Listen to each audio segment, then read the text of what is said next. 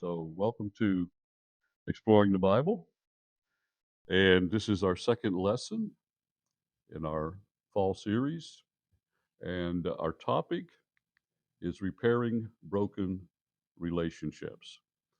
Now, we've all experienced broken relationships of some kind or another. Some are, well, not that important, but a lot of them are. And losing a relationship with a close friend or uh, partner in marriage or whatever it is very, very traumatic.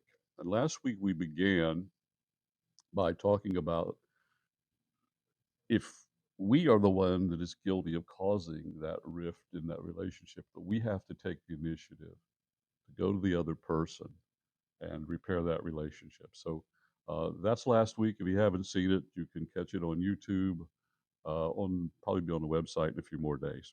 But this week we come to a different topic, a variation of the topic, I should say. And we're talking this week about seeking forgiveness when you are the one that's been offended. Last week it was when you've offended someone, what do you do and why do it? This week we're turning it around. When somebody has hurt you, offended you, damaged the relationship, how do you proceed? What do you do? Years ago, early in my pastoral ministry, I got a hold of a book entitled Happiness is a Choice. I've recommended it to many people down through the years. It was put out by Christian psychologists Frank Minrath and Paul Meyer. And the information hit me in those days in a way that I just never understood before. Here were Christian psychologists, and they were talking about the book is obviously about overcoming depression. Happiness is a choice, the name of it. And what they said was is that depression, uh, if it's not physiological, in other words, some people can have depression because of physical problems, but if it's not that, it's likely to be relational in cause, and it's more than anything else likely to be uh, a situation where there is repressed anger. So here's where you begin on your handout tonight. Many years ago, Christian psychologists Frank Minrath, Paul Meyer, in their book Happiness is a Choice, defined depression that does not have a psychological cause or physiological cause as anger turned inward. You're angry at somebody, but you haven't resolved that. Fear of conflict, unfortunately, keeps us sometimes paralyzed in doing anything about it.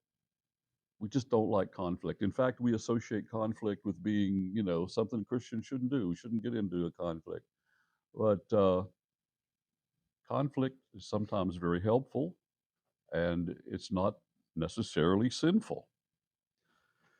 Now, when people have a disagreement that evolves into a conflict, it really begins to damage the relationship. The person who has been offended typically will react in one of two ways. They'll either repress their feelings of anger, not let on they're hurt or angry. And that's what Minrath and Meyer were talking about. That's what leads you to be very sad and possibly even depressed. Of course, the other thing that you can do is get all angry and upset and retaliate in some ways. And neither one is helpful. Another author I want to quote here is a man by the name of Dr. Terry Wise. He wrote a book called Conflict Scenarios. And he says this, listen, it's not in your sheet, just listen to this. He said, conflict handled in the right manner can actually be positive and healthy. Yet, because our behavior during conflict is often ungodly, we equate conflict with sin. But the truth of the matter is that disagreement is not sinful. How we act and react in the conflict and in the situation can be. Okay, very, very important to understand that. Think about it for a moment. Conflict can be good. What happened in Acts chapter 6? It was conflict between the Hellenistic Jewish widows and the Hebrew widows in Jerusalem. And because of that conflict, the church evolved, and I shouldn't use that word, the church developed uh,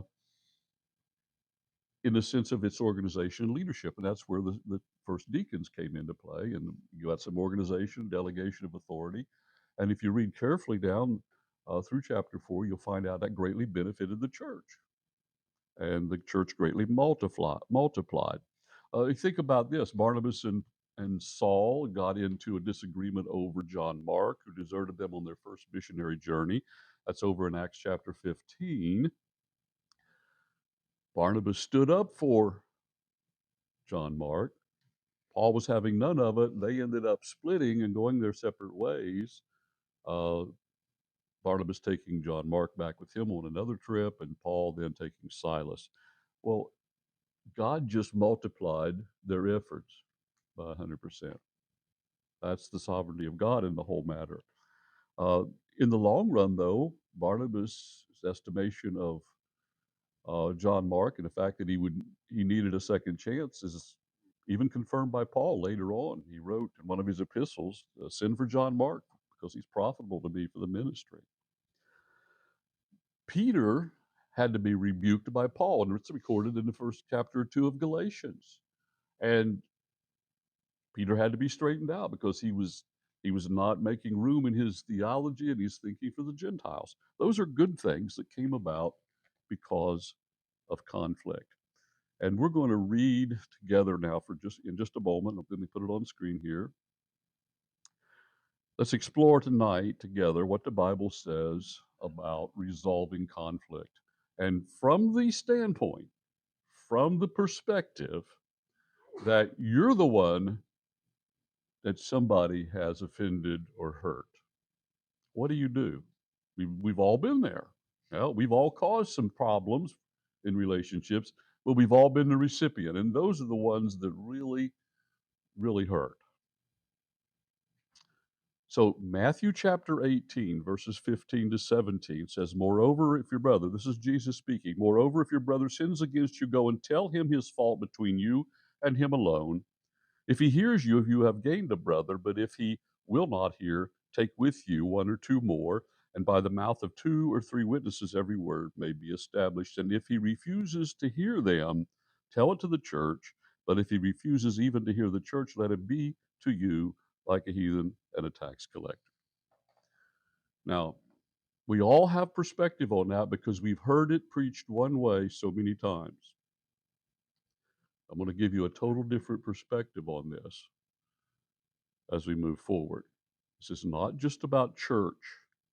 It's not just about church membership and all that. This is primarily about interpersonal relationship problems between two individuals. More of the public church discipline situation occurs over in 1 Corinthians chapter 5. So, what is the applicational principle we're drawing from this tonight? When you have been offended, confront the offender. That's what we have to do. And a lot of us probably throw myself into that mix as well. I just don't like conflict. And I'm probably pretty sure that a good number of you just don't like conflict. In fact, probably nobody here really likes it, right?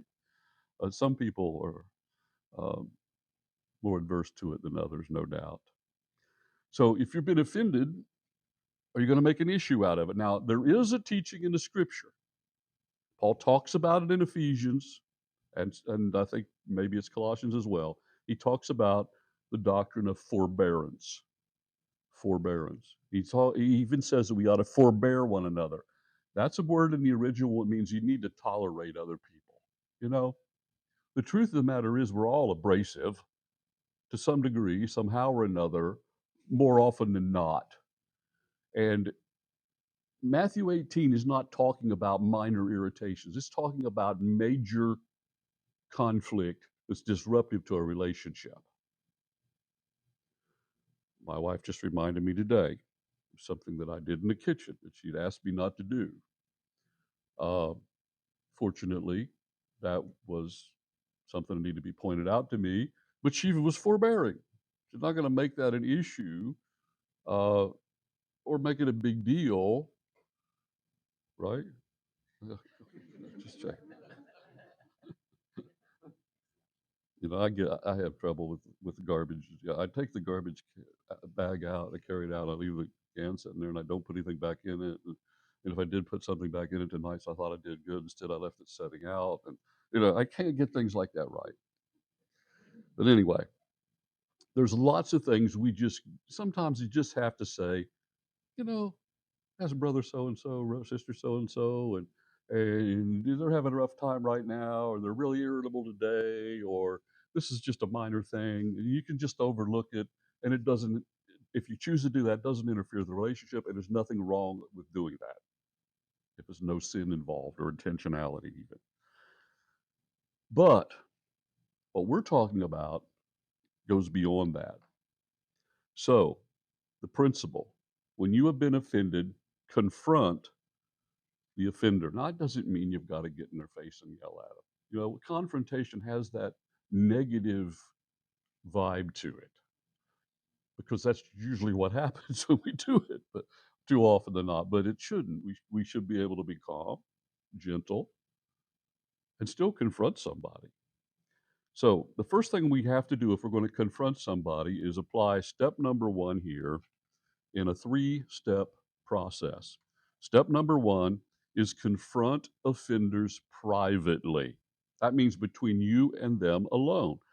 Again, verse 15, moreover, if your brother sins against you, go and tell him his fault between you and him alone. Doesn't mean you tell 3 other people or one other person.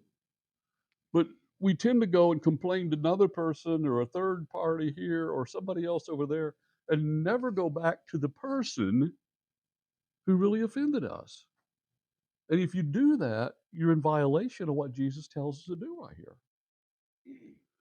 Your first step should be go directly to the person and confront them. That doesn't mean your second step means to tell 5 other people and get them on your side either. But we're all human beings, and we tend to try to justify ourselves and get other people to agree that we're right and all that. If your brother sins against you, says Jesus, the particular Greek word translated sins here is the word which means to miss the mark or to be in error. You know, we all come up short. We all miss the mark. And sometimes in very significant ways. If it's a big enough deal that we cannot get over the hurt and be able to forgive and forbear in that sense, then we need to go ahead and address it. So that means we have to take the initiative. If your brother sins against you, go and tell him his fault. I know it's easy to sit around and say, they know what they did. They ought to come and apologize to me. That might be 100% true, but you're not responsible for what other people should do. You're responsible for what you should do. And if you're hurt and you're offended and that relationship has been damaged, you need to go and tell that person what has happened, what has transpired, how you feel about it, why you think they did wrong, whatever is involved in it. Take the initiative. Then number 2, reveal the offense. It's not just go and talk to them, but it's going and saying, you did this, you said this, you acted this way, and I'm hurt. I don't think I deserve to be treated that way. However you want to put it. Be plain spoken and address it and confront them. It might even be appropriate to mention a scriptural principle they violated. Be a little careful with that. Uh, you know, I would mostly keep it on a very personal basis, and or else it's a very emotionally charged situation. And if they think you're talking down to them or just criticizing them, you're just going to escalate the conflict. So be gentle, be plain spoken. Again, moreover, if your brother sins against you, go and tell him his fault between you and him alone. Now, unfortunately, there's a lot of negative reactions that usually come to the fore, and I want to point some of them out because we need to think about them. So, reactions that contrast to biblical confrontation: remaining silent and repressing your anger. We already talked about that in the introduction. Number two, avoiding the offender. Well, when you avoid the person who offends you, you've just severed the relationship, right?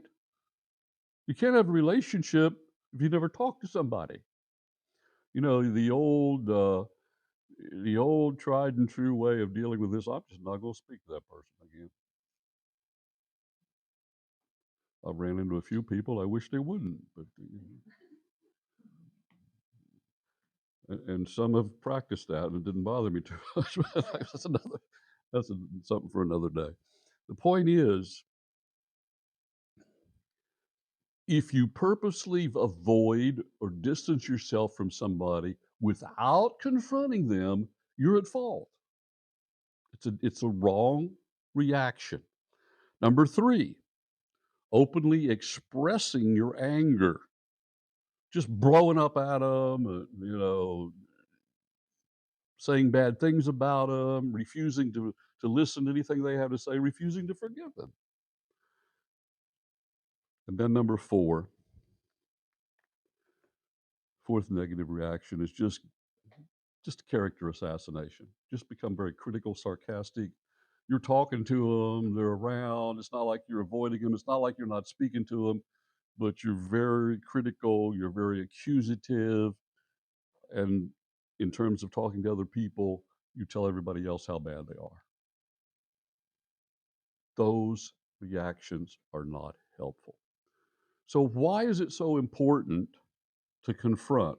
Let's talk about some reasons the confrontation is a good thing. Reason number one, reasons for biblical confrontation. Reason number one, the offending party may be unaware of their offense. I know, I know. In our minds, we think, how could they not be? But believe me, people can do something very offensive to you, and it just hasn't clicked. They need somebody to tell them. Now, I tell you how it works with me. I will do or say something one day, and I'm just in this category. I'm oblivious that I said something I wasn't thinking about hurting somebody. I wasn't thinking about being harsh or whatever. And I just go on. I don't think about it. Then you know what happens? Maybe a day later, hopefully it's no longer than that. Maybe a few days later, the Holy Spirit just goes, pow. Okay. Oh, I really shouldn't have said that. This is what's going to happen. So just get in front of it instead of it being miserable, and the Holy Spirit's got to convict you, and then you've got to go back and try to make it better, and all this time's elapsed, and it makes it harder. For whatever reason, I know you ladies are sitting there thinking it's just you men that do this. It's just you fellas that are so dense that you don't get it for a few days, and you might be right. Okay, I'm just going to leave it right there.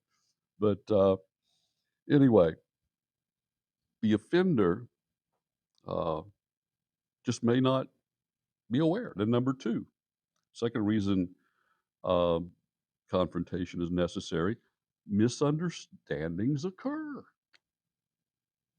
I mean, I can think of a man a number of years ago that got mad at me and left the church because he thought I said one thing and I didn't.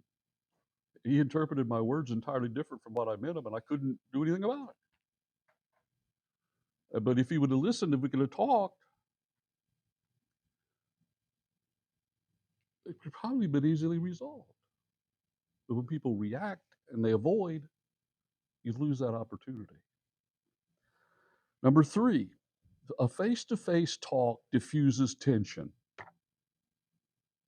It can diffuse tension, it can also exacerbate it too, but it's worth the risk. It's worth the risk. It's hard to not feel better about somebody who's saying you know, something to you directly versus what you imagine they're thinking and saying or feeling, or what you believe their motives were in your mind. And we usually, that those things get blown out of proportion. Number four,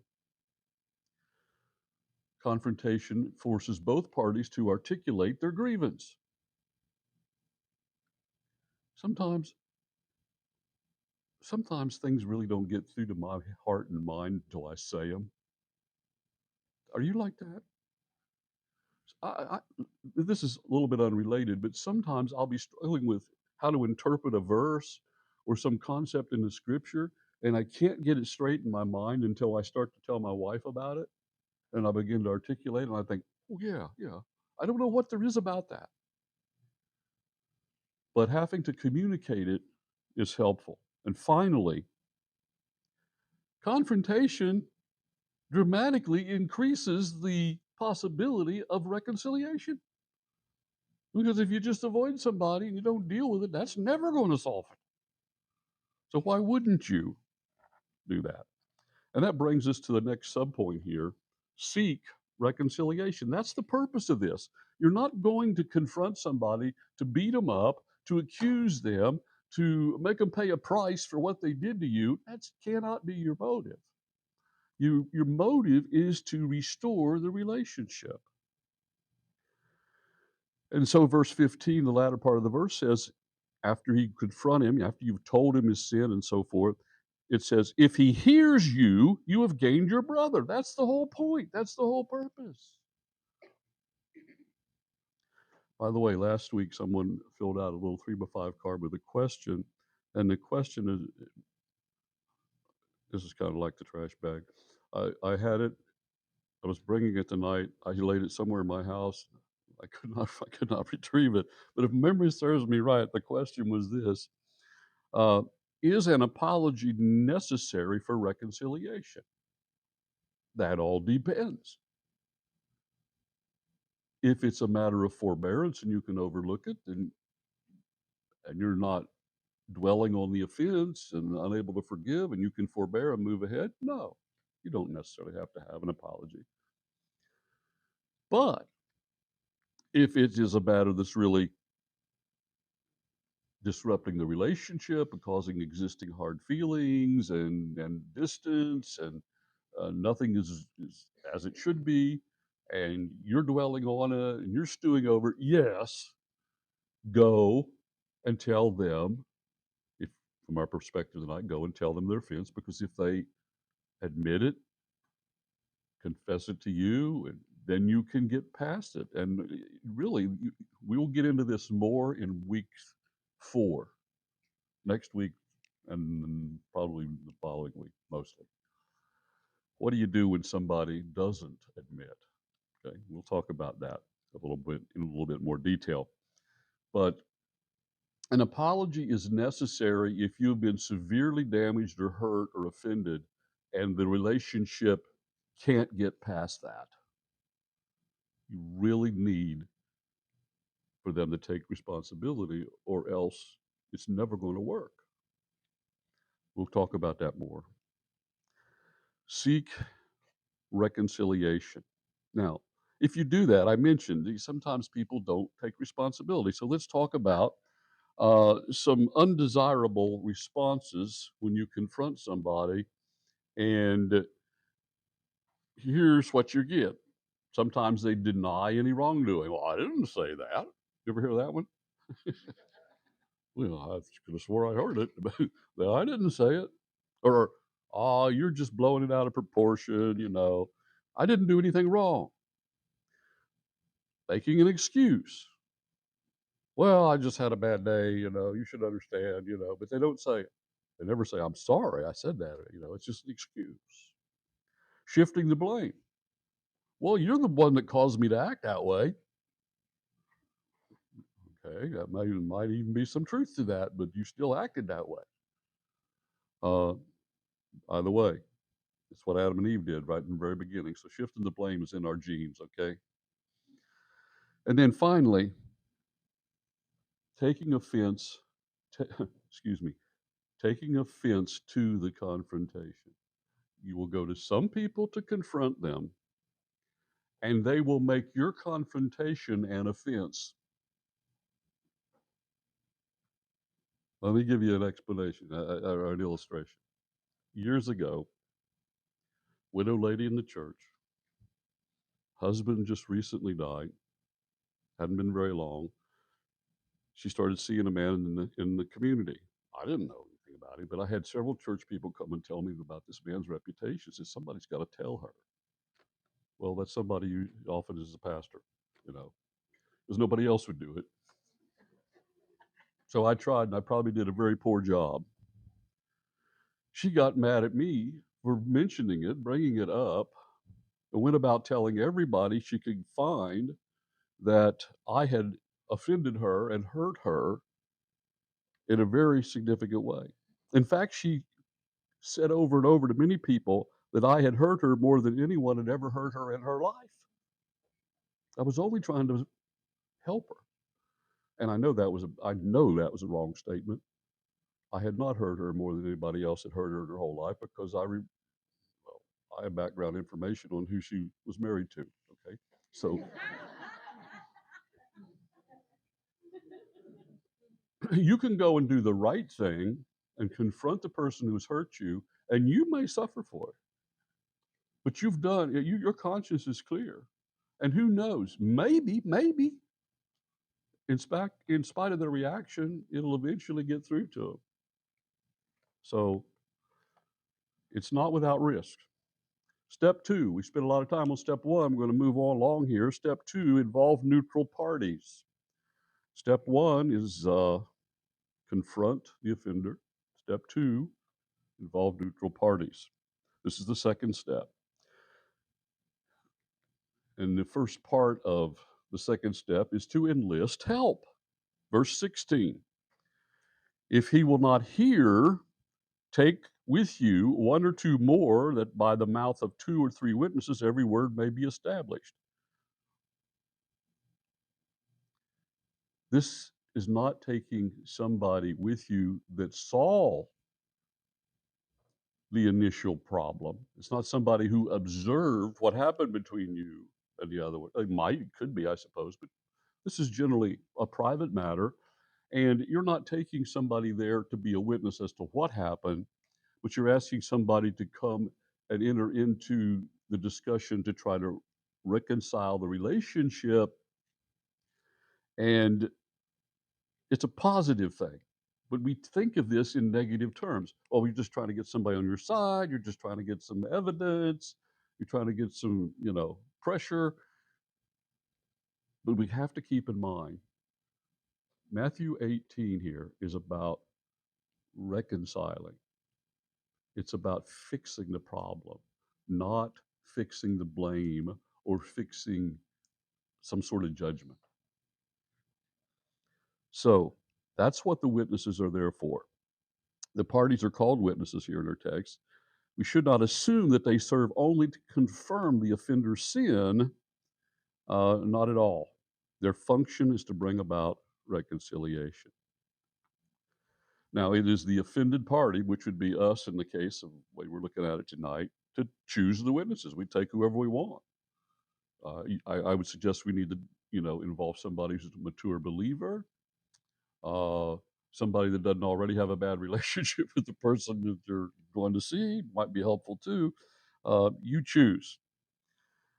Now, what are the beneficial reasons then for involving these other people? Number one, they can bring additional pressure on the offender to repent. It doesn't mean they go there pointing fingers to try to produce it, but their presence sometimes is just helpful. The person who's offended you realizes, or should realize, this is really important, and maybe I should listen. They've come back. There's some more people here. Number two, these witnesses can act as arbiters. Arbitration. Maybe there's some issues back and forth that can be resolved. Somebody needs to have a neutral perspective on it. Number three, If reconciliation is not achieved, they will be able to confirm the offended party's efforts at reconciliation. That's important. If nothing else, there's somebody there that can confirm you've tried to resolve the issue. Why? Because the other person, and this is so typical, it's just like junior high, okay? You go and get 3 or 4 friends on your side, tell them your version of it, and then they tell a dozen other people, and the first thing you know, everybody thinks you're a horrible person. And we pretty much are all horrible persons. You know. But it's good to have somebody who can say to the people that then may be coming to confront you about what you did, wait a minute, he or she's really tried here. And that kind of helps in the whole scheme of things. By the way, I'll remind you of Matthew 5:9. It's not on screen. I'm not sure it's in your handout. Jot it down. Matthew 5:9. Blessed are the peacemakers, for they shall be called the sons of God. You want to be a peacemaker. And I know the tendency is to say, why do I want to get involved? I don't want to get involved in this mess. I know I felt that way a lot of times in life. Uh, but from God's perspective, we need to try to be a peacemaker, right? Now, the second part of this is bring the matter to a larger assembly. Now let's read it in our text. And if he refuses to hear them, that is the witnesses and you, if he refuses to hear them, tell it to the church. Now here's where people go off on a tangent here and think that Matthew 18:15 to 17 is all about church discipline. It might lead up to that, who knows? But this purpose here is resolving the relationship problems. Go and tell it to the church. It sounds like you're just, again, just telling other people and getting a lot of other people involved. The word translated church is the typical Greek word that was used to refer to an elected assembly in their city states. Why didn't Matthew write synagogue? Because the church wasn't in existence. This is before the church started in Acts 2. So why wouldn't Jesus have said synagogue instead of ecclesia, church, assembly? That's an important question. I think it's because the principles in Matthew 18:15 to 17 are broader than church relationships. It's applicable to any relationship that needs to be resolved. For example, let's suppose you've got a problem with your brother or sister, and you're both adults, and you know, you convince them to do what at some point, hopefully sit down and talk to a little broader representation, get husbands and wives and other family members to help you resolve the situation. So there's a purpose here to go to a larger group of people, again, uh, to try to induce reconciliation. By the way, jot this down, 1 Corinthians 6:1. 1 Corinthians 6:1 tells us that we're never supposed to take a fellow believer to court. Don't take legal action or sue a believer. Settle it in the group. Now, telling it to the church here is usually translated, that means, okay, and here's how it happens in churches. Okay, I've done been there. I've done made mistakes. I can tell you. Somebody is involved into something they shouldn't be in. I remember early in my ministry, young pastor in my 20s, teenager, left home, moved in with her boyfriend. So she was a member of the church. I went and talked to her. Basically, she cut off all, there wasn't even a possibility of taking witnesses after that. And I just talked to her through the screen door, uh, told her, the Bible taught and what she needed to do. We didn't get anywhere, and eventually the next step was tell it to the church, which meant we had a business meeting and voted to drop her from the membership. I wish I would have never done that. And I won't say never. I wish I hadn't have done that so quickly, because there's nowhere in this text that says this is all about some quick judicial action.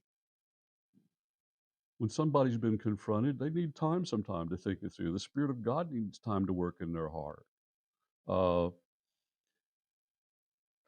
this is not jumping to the point of, rendering some sort of discipline. Now, obviously, in a situation like that, at some point you need to get to there, because that goes over to 1 Corinthians 5, where Paul says it a little different way. But here he's talking about interpersonal relationships. So telling that the church here is not some sort of act of expulsion, unless there's some grievous sin involved that's public.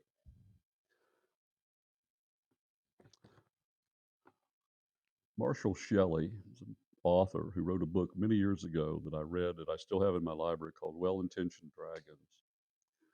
And he says this, he says, telling the church is not punishment, it is enlisting the help of the whole body in reconciliation. That's the way we have to look at it. And even if you went through the confrontation, you went through the witnesses, and you went through telling the church, nothing says you've got to go do something quickly and rashly. Be patient. Maybe repeat some of these steps.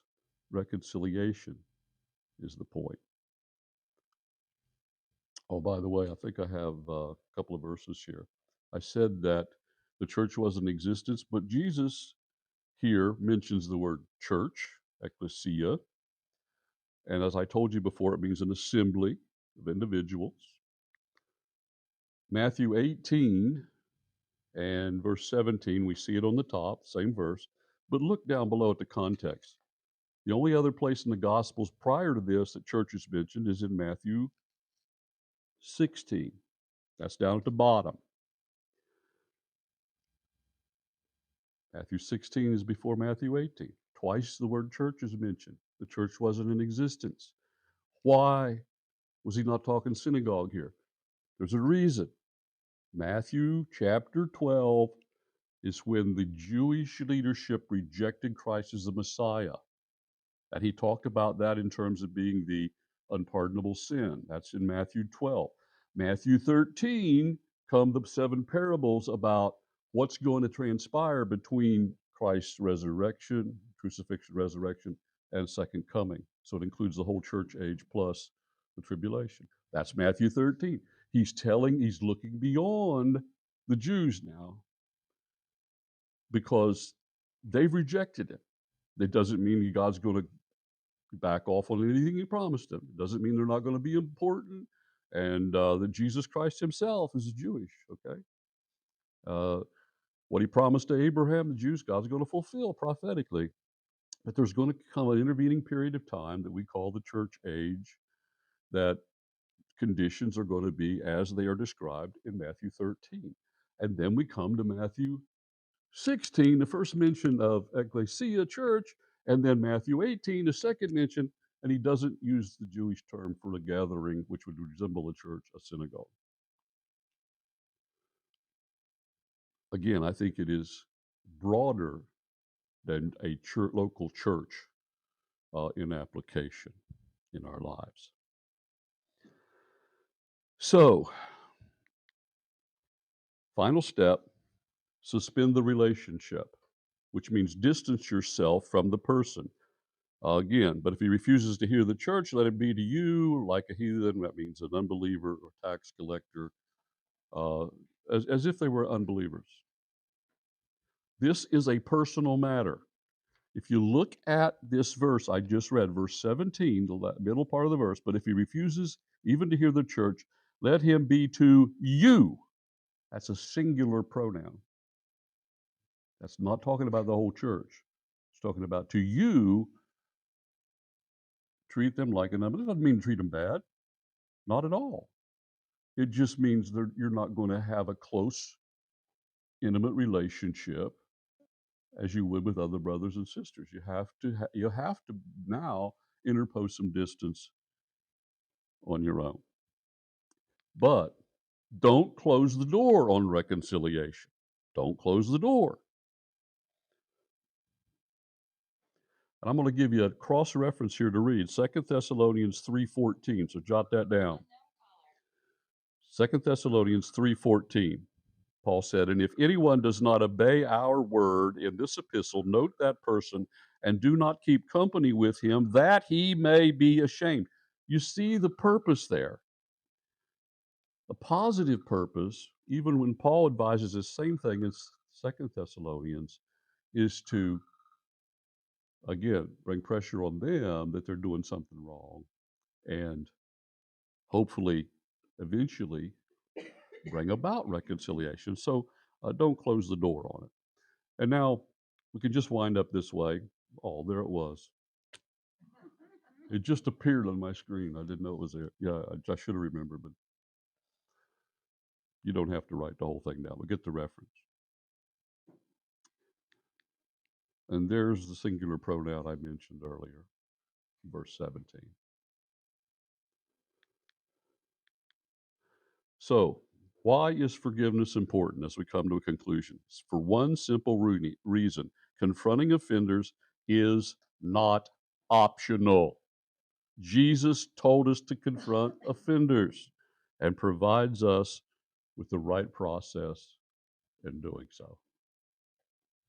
So whenever we say, "Oh, I'm just not going to say anything. I'm not going to speak to him," that's you're violating the principle that Jesus laid out for us. I hope you find this helpful. I think the first step is understanding these principles. The hard part's applying them. We're going to talk more about it next week, and then we're going to talk about the situation in the last week. In the long run, what do you do when someone's in that situation where you've distanced yourself from them? What do you do then to try to bring about reconciliation? And there's a very important principle Paul taught us about that in Romans chapter 12. So there is some way that you could still be seeking reconciliation.